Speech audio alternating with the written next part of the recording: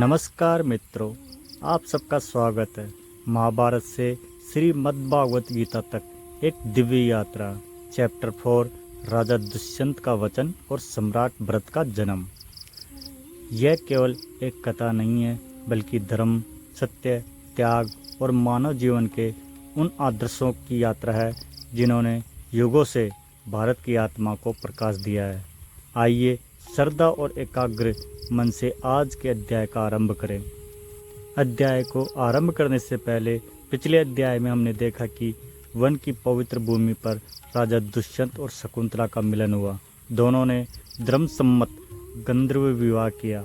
विदा होते ही समय राजा दुष्यंत ने शकुंतला से एक वचन दिया, मैं शीघ्र लौटकर तुम्हें अपने साथ हस्तिनापुर ले जाऊंगा। विश्वास से भरी शकुंतला अपने पति की प्रतीक्षा करने लगी।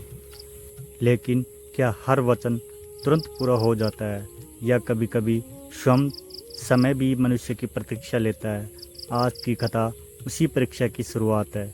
दिन बीतने लगे, ऋतुएं बदलने लगी, वन में नए पुष्प खिलने लगे, लेकिन शकुंतला की आंखें हर दिन उसी वन पथ पर टिक जाती जहाँ से राजा दुष्यंत विदा हुए थे।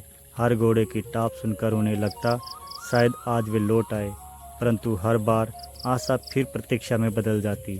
फिर भी उनके मन में न शिकायत थी न संदेह। उन्हें अपने पति के वचन पर पूर्ण विश्वास था।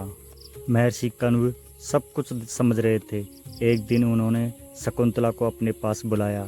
मधुर स्वर में बोले, पुत्री, जीवन में धैर्य सबसे बड़ा तप है।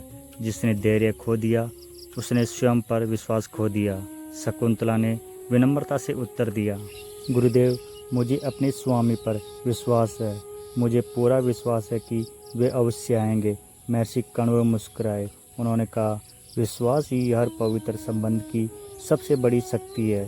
समय आगे बढ़ा और एक दिन महर्षि कण्व ने अनुभव किया कि शकुंतला अब मातृत्व की पावन अवस्था में है।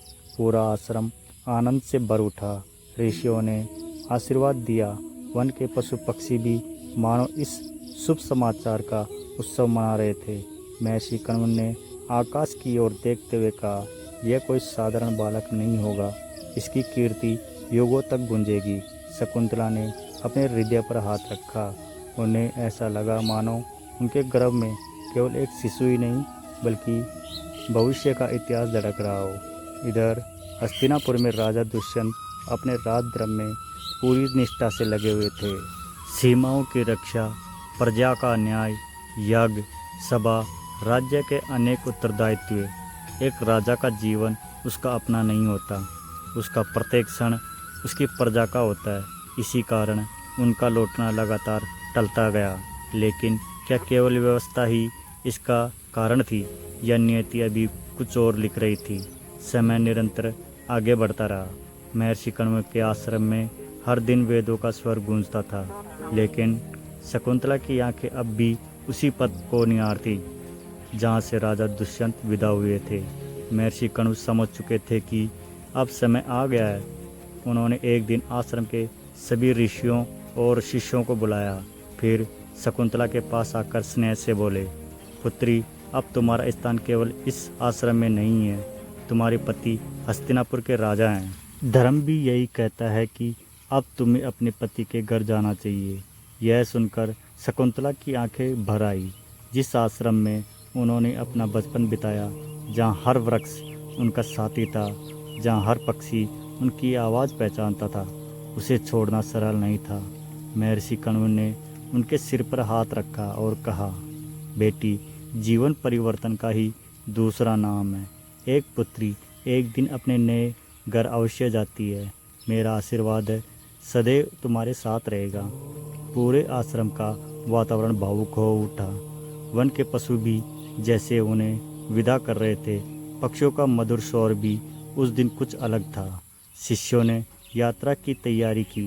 शकुंतला ने अंतिम बार आश्रम की ओर देखा, फिर हाथ जोड़कर प्रणाम किया और हस्तिनापुर की ओर चल पड़ी।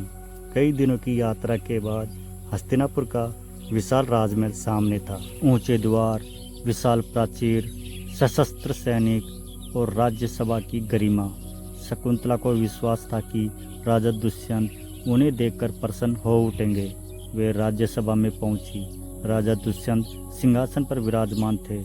सभा में मंत्री, ऋषि और अनेक विद्वान उपस्थित थे। शकुंतला ने आगे बढ़कर शांत स्वर में कहा, राजन, मैं आपकी पत्नी शकुंतला हूँ। आपने मुझे लेने का वचन दिया था। आज मैं उसी विश्वास के साथ आपके पास आई हूँ। सभा में कुछ क्षणों के लिए पूर्ण मौन छा गया। राजा दुष्यंत ने गंभीर दृष्टि से उनकी ओर देखा। उन्होंने उत्तर दिया, देवी, मैं किसी भी निर्णय से पहले सत्य और प्रमाण का पालन करता हूँ। यदि आपका कथन सत्य है तो उचित प्रमाण भी होना चाहिए। यह सुनकर शकुंतला स्तब्ध रह गई। उन्हें अपने पति पर क्रोध नहीं आया, उन्हें केवल आश्चर्य हुआ। क्या यह वही राजा है जिन्होंने वन में जीवन भर साथ निभाने का वचन दिया था? सभा में उपस्थित सभी लोग इस तथ्य को ध्यान से देख रहे थे। दोस्तों, यहाँ पर एक विशेष तथ्य है जिसके बारे में हम बात करना चाहेंगे। यहीं पर एक महत्वपूर्ण अंतर समझना आवश्यक है। बहुत से लोग यह कथा दुर्वासा ऋषि के सांप और अंगूठी के प्रसंग के साथ जानते हैं। यह प्रसंग महाकवि कालिदास के प्रसिद्ध नाटक अभिज्ञान शाकुंतलम में अत्यंत प्रसिद्ध है, लेकिन महर्षि वेदव्यास रचित महाभारत में यह घटना उसी रूप में नहीं मिलती। इसलिए हमारी श्रृंखला में हम महाभारत के मूल कथानक को आधार बना रहे हैं, और जहाँ अन्य परंपराएं लोकप्रिय है वहाँ उनका उल्लेख अलग से करेंगे। इस प्रकार आप कथा का आनंद भी लेंगे और विभिन्न परंपराओं का सही ज्ञान भी प्राप्त करेंगे। उधर राज्यसभा में वातावरण गंभीर होता जा रहा था। शकुंतला के विश्वास की परीक्षा अब शुरू हो चुकी थी, और यही परीक्षा आगे चलकर इतिहास की दिशा बदलने वाली थी। राज्यसभा में गहरा सन्नाटा छाया हुआ था। शकुंतला ने शांत किंतु दृढ़ स्वर में कहा, राजन, सत्य को प्रमाण की आवश्यकता नहीं होती। आपने वन में अग्नि, आकाश और प्रकृति को साक्षी मानकर मुझे अपनी पत्नी स्वीकार किया था।